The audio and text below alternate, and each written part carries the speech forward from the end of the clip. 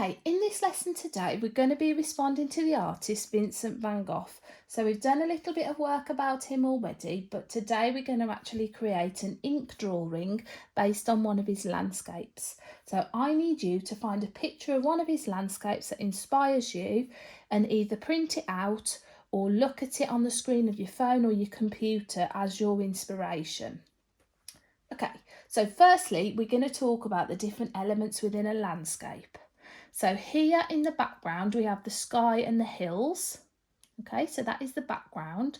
We then have the middle ground, which would be the bushes, tree, house, and a little bit of this field. So that is the midground. And then we've got the foreground. So the foreground is the grasses at the front. Now, the way artists create depth is to vary the length of the lines that they use. So here you've got very, very long lines. So this grass looks very tall, as if it is really close to you, whereas at the back of this field the grass is very small. So today it's important to look at the length of lines that Van Gogh used. Okay, here in the background you can't really see definition in the lines. That makes it appear further away. So if you want to try and create a sense of depth, we need quite soft, smooth tones in the background, and then as you come forward the lines need to get bigger and bigger.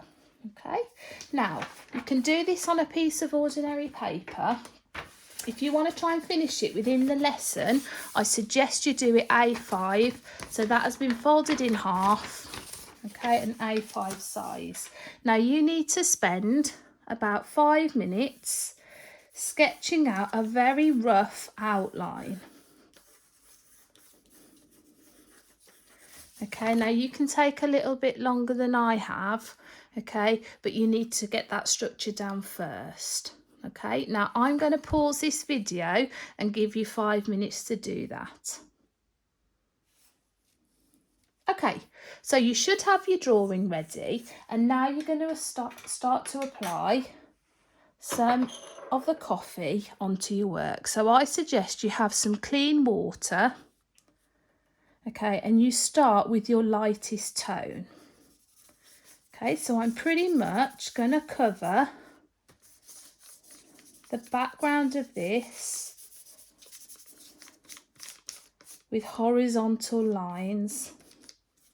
Okay, and then as I come forward, I'm going to create bigger and bigger lines. Now there is an additional video for this which I'm going to be putting on in a short while that shows you this in a little bit more detail. Okay, but think about some of the tools that you've created and how you can actually use them to create the different marks.